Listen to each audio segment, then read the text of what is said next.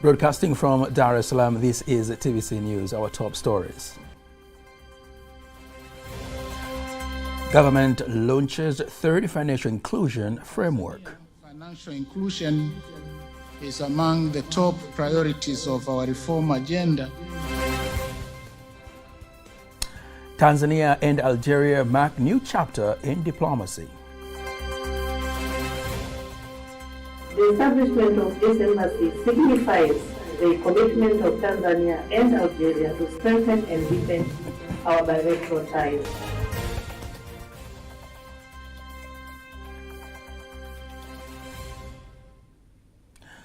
Good evening, I am Nasa Kingu. Just a reminder, you can also follow us live via our YouTube channel, TBC Online, and also get all the latest news through our Instagram, Facebook, and Twitter pages at TBC Online, anytime, anywhere.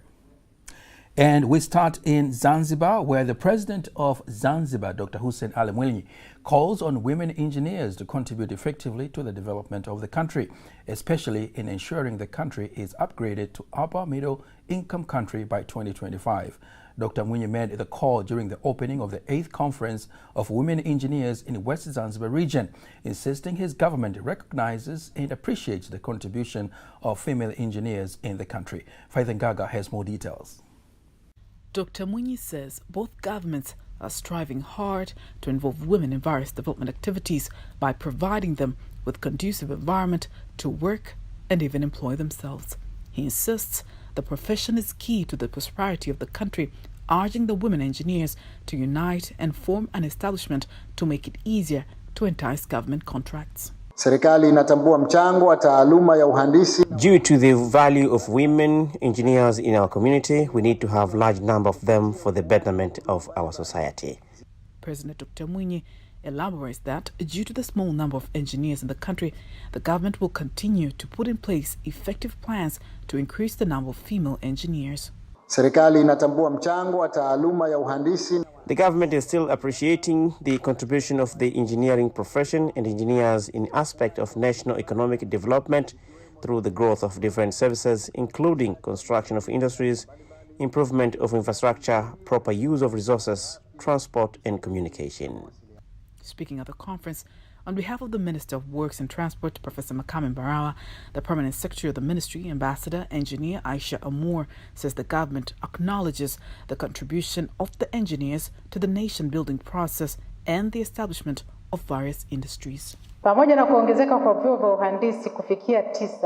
In spite of the increasing number of universities which offer engineering courses, whereby we now have 9 universities compared to the year 1970, whereby the country had only 1 university, still the number of women who are recruited in different engineering courses remains to be low. The Minister of Infrastructure, Communication and Transport in Zanzibar, Dr. Khalid Salum Mohammed, asserts that the 8th Women Engineers Conference will motivate young female students to pursue science studies.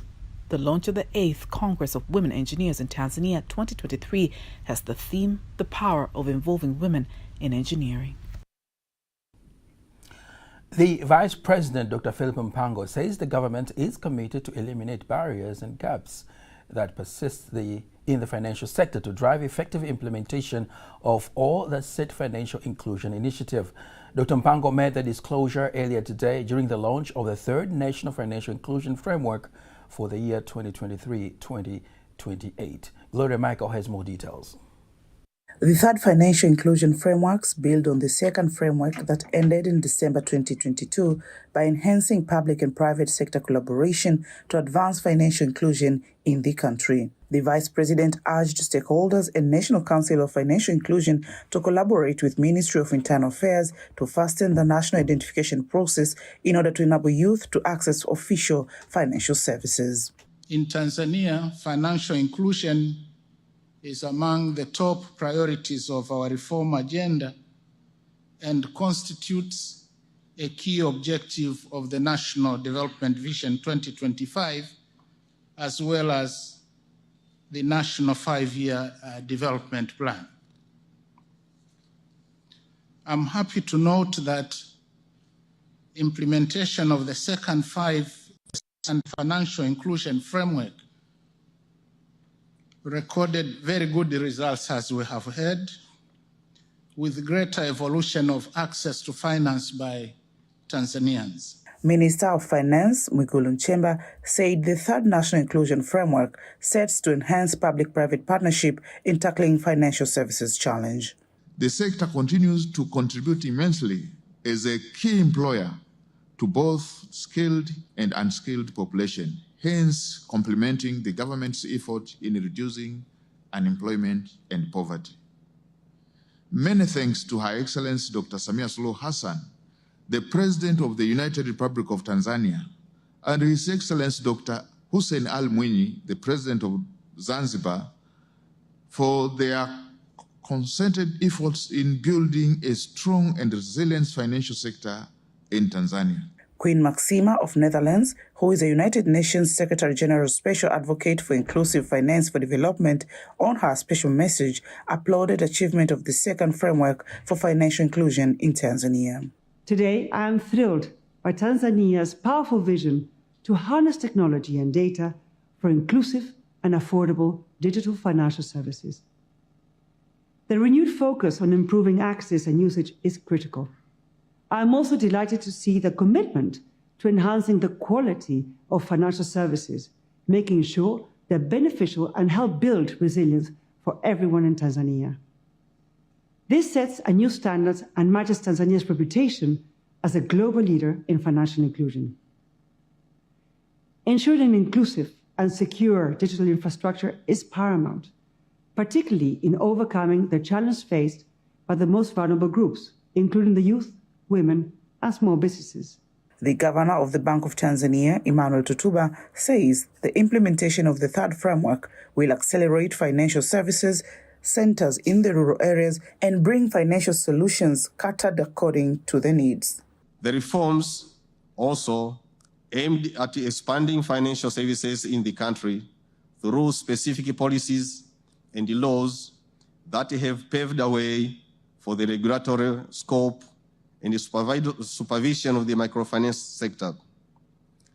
Likewise, the government has made steady and enhancing small and medium enterprises subsector through national policy formulations, aiming at, among others, increasing access to credit by small businesses. Gloria Michael, TBC. Minister of Foreign Affairs and East African Cooperation, Dr. Tbcnews Tax, has officially opened Tanzanian embassy in Algeria. The occasion that was attended also by her host, the Minister of Foreign Affairs and Diaspora of Algeria, Ahmed Attaf, the first Algerian ambassador to serve in Tanzania, Ambassador Noureddin Jodi, and other diplomatic corps. Here are more details.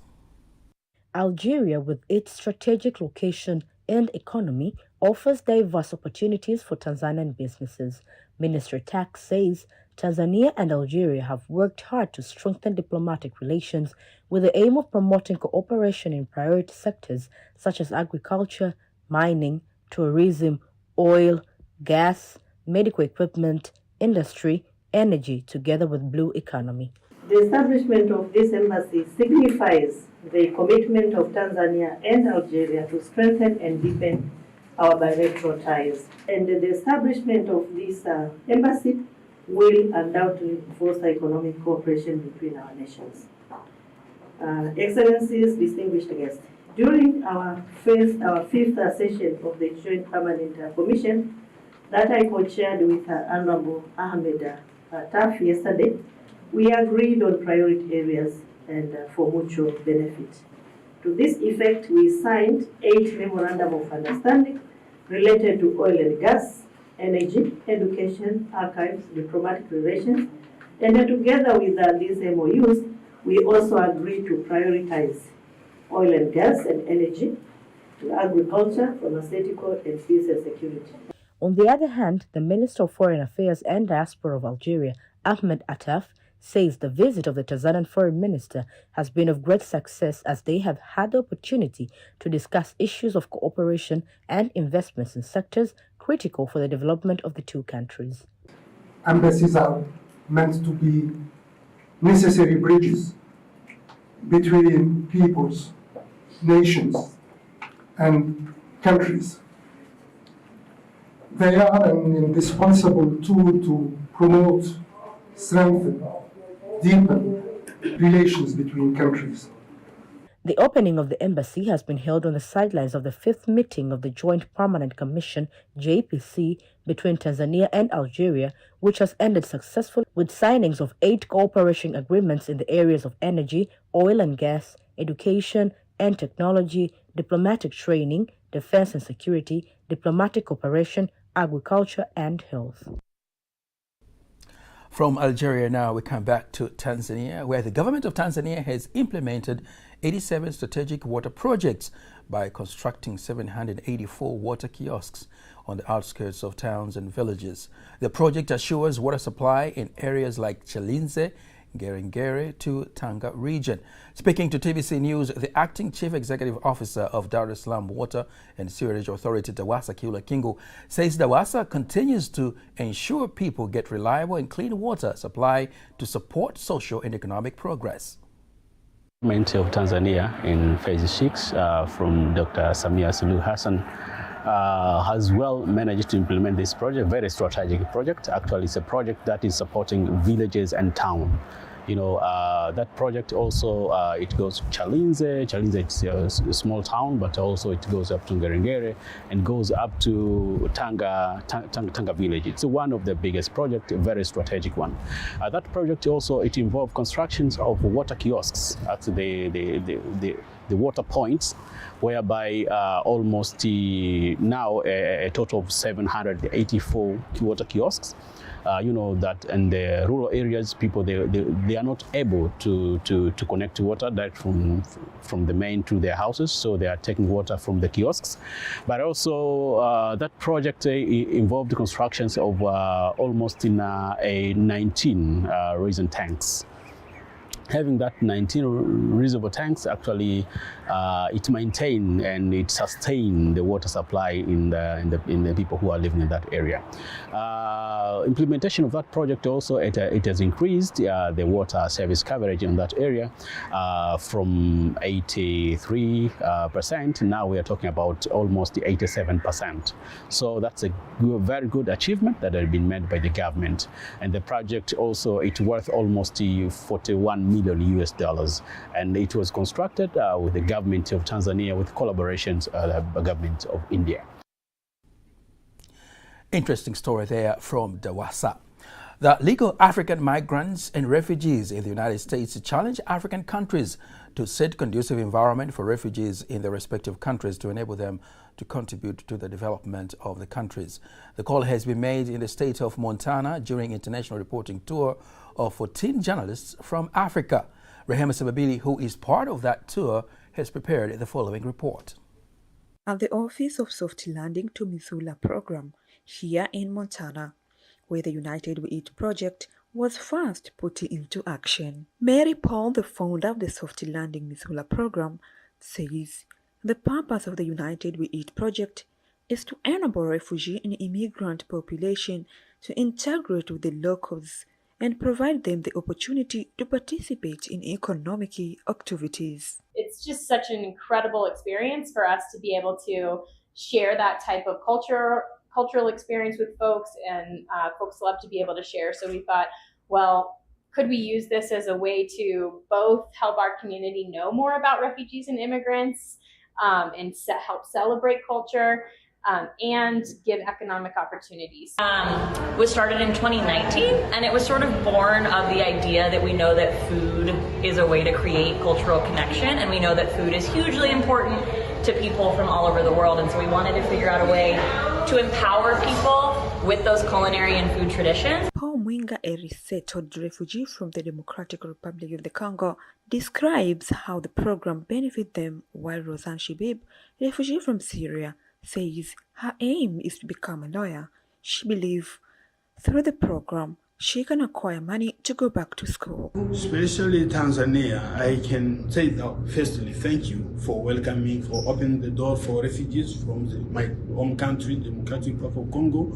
And I can try to encourage Tanzania to do more, because I know they're able. By opening, allowing refugees to do kind of work, I know some of refugees get to study, but getting them to work in Tanzania, that can empower also Tanzania, and then that can be also some input for the government. For his part, the mayor of the city of Missoula, Jordan Hayes, makes it clear how his state has been at the forefront in supporting patriotic projects that bring together native, immigrant, and refugees in the city. That as the city that we support the refugee community with.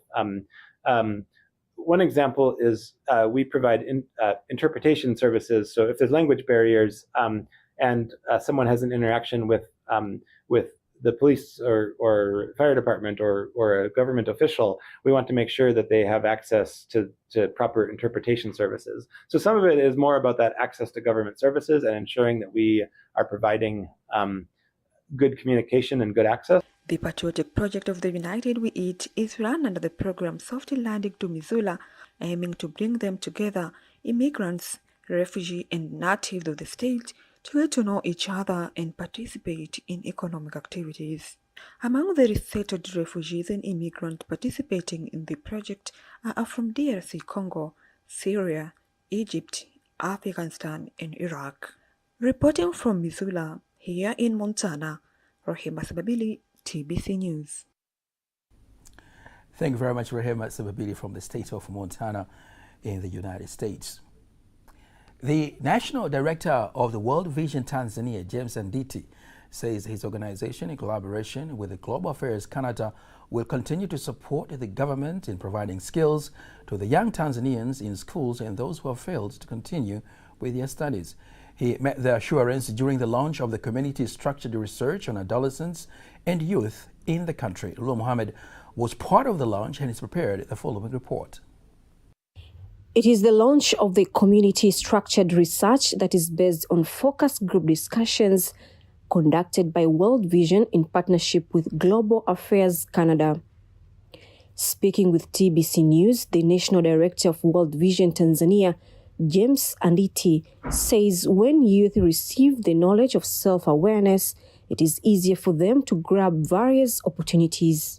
We also have forums where the youth come together and explore opportunities for training, out-of-school youth training, and also we link them with institutions where there are availability of skills and out-of-school jobs that they can be able to do.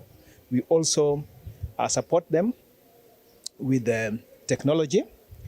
We give them short loans to be able to get equipment so that they can be able to start small enterprises like tailoring, like welding, and all array of self-employed jobs opportunities.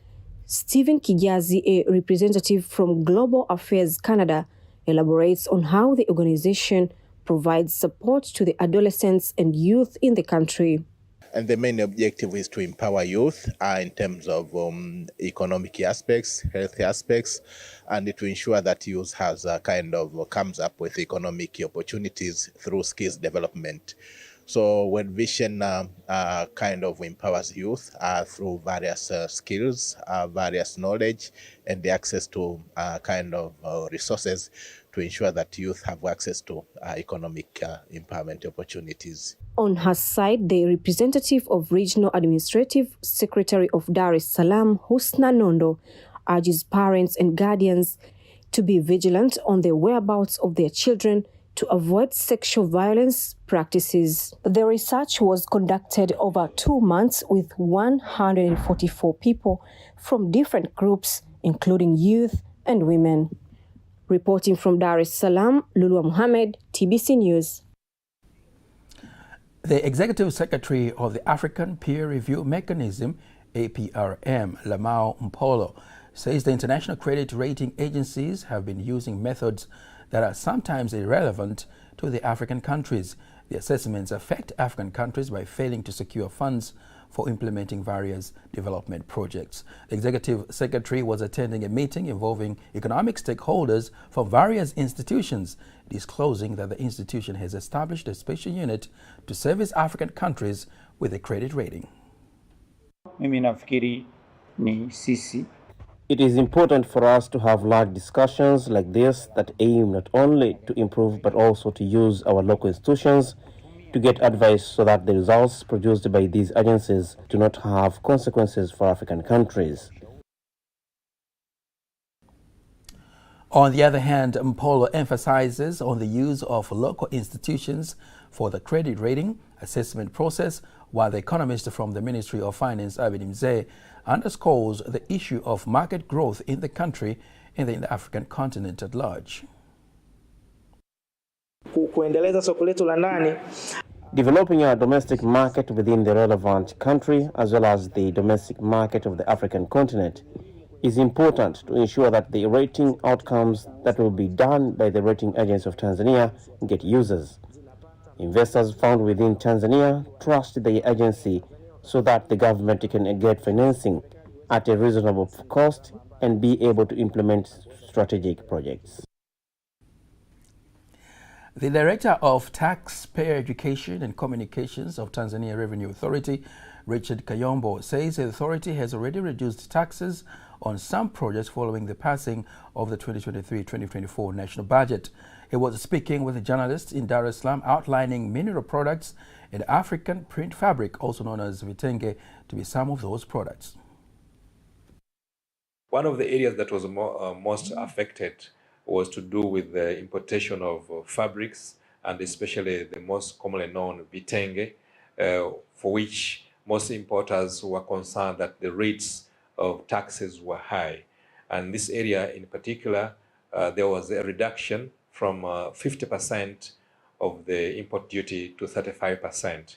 Apart from importation of vitenge, we have also had a reduction or a specific tax that is going now to be charged on artisanal miners, which is going to be 2% at the time when they sell their minerals at the mineral markets that are available all over the country. So they only pay 2%, and there will be no other income tax charged on them.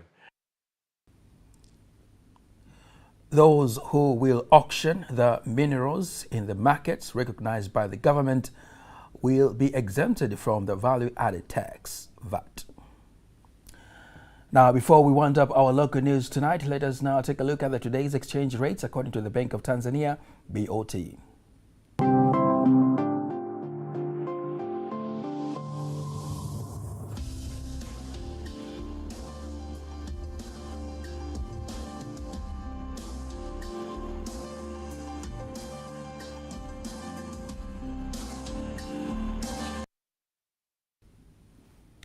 Don't miss TBC News every weekday to know all the latest in exchange rates. Time now for all the latest in international news.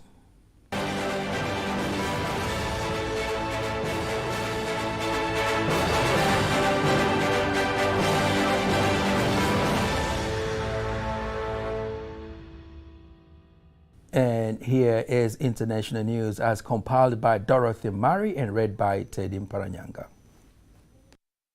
The leader of last week's military coup in Niger has condemned sanctions imposed on the country by the West African Regional Bloc, ECOWAS. General Abdurrahmane Chiane insists his government would not give in to regional or international pressure to reinstate Niger's elected president, Mohamed Bazoum. In a televised speech, General Chiane also insists French nationals had nothing to fear. France has confirmed it has evacuated nearly 1,000 people, including 560 French citizens, after its embassy in Niamey came under attack from demonstrators on Sunday. An ECOWAS delegation led by Nigeria's former military head of state, General Abdusalami Abubakar, is in Niamey, Niger's capital, to mediate with the coup leaders. West African military chiefs have also been meeting in Nigeria's capital, Abuja. The military plan is to be presented on Friday to ECOWAS heads of state, who will then decide the bloc's next course of action on Niger. At least 20 people have died after a boat capsized in Ugandan waters on Lake Victoria. Police say the overloaded boat was believed to have had 34 people on board when the accident happened on Wednesday. According to a police statement, the boat had also been carrying bags of charcoal and fresh foods. This attributed to the cause of the accident to overloading and bad weather. Former United States President Donald Trump will be formally charged at a court hearing on Thursday on charges of plotting to overturn his 2020 election defeat. Trump already faces 2 other criminal cases as he campaigns for the White House next year. Security is being ramped up in Washington, D.C. for Thursday's hearing. Metal barriers have been put up outside the federal courthouse where the charges against Trump will be formally read. Similar structures have been erected around the U.S. Capitol buildings where Trump supporters rioted in January 2021, angry at the election result. And that was international news. Sports news is up next.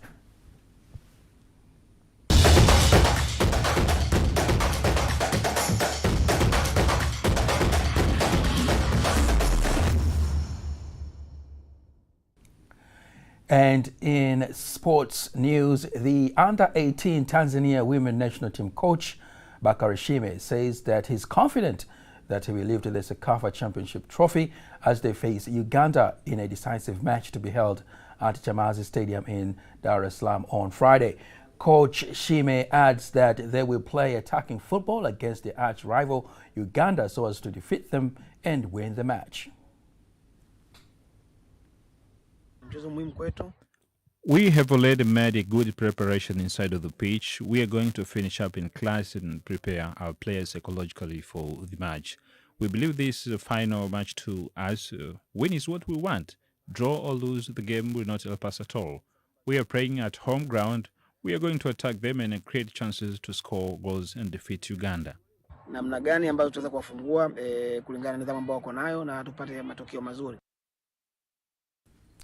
Tanzania and Uganda play on Friday as each team have 9 points after 3 matches won, but Uganda is superior to Tanzania on goal difference. So Tanzania has to beat Uganda or draw to win the Sekafa Under-18 Championship trophy. The Singida Fountain Gate Football Club has received a bus from Tanzania Premier League sponsor National Bank of Commerce (NBC), aiming to strengthen squad before the kickoff of the season of 2023-2024. Speaking during the handover of the bus at Leeds Stadium in Singida, president of the club, Japhet Makau, says that the bus will help the team to reach playing station in time and boost performance of the players. As his word is supported by NBC Business Director Elvis Ndunguru. We are very happy to receive this bus. It is going to help us, especially for the team traveling from one point to another for the match, and that will raise the performance of our players. As we promised in our contract of Tanzania Premier League sponsor, we want to make sure that the league is reaching a high level in Africa. That is why we are providing a bus for the team. The Singida Fountain Gate Football Club started their season by winning as they defeated AS Vita by 2-1 in an international friendly match held in Singida yesterday. And that's the sports news. Now, before we conclude the news bulletin for tonight, let's take a look at the weather forecast for the next 24 hours. Hello and welcome again to the next 24 hours of the forecast, starting tonight at 9 p.m. From Tanzania Meteorological Authority, my name is Ramadan Omari. Periods of strong wind expected to persist tomorrow over some areas of our country, and TMA has issued an advisory of strong wind reaching 40 kilometers per hour and large waves reaching 2 meters over the entire coast. Also, over Lake Victoria and Lake Tanganyika, TMA has issued an advisory of strong wind reaching 40 kilometers per hour. So, precaution measures should be taken over those areas. And tonight, dry condition with cool temperatures expected to persist over most part of our country. And the lowest minimum temperature is expected to be 9 degrees Celsius over Sumbawanga, Mbeya, and Njombe. And tomorrow, few areas, especially over northern coast and southern coast, are expected to feature partly cloudy condition, light rain showers, and sun period. And the remaining regions are expected to feature partly cloudy condition and sun periods. And now, let's have a look on the next 4 days of forecast over some regions of our country.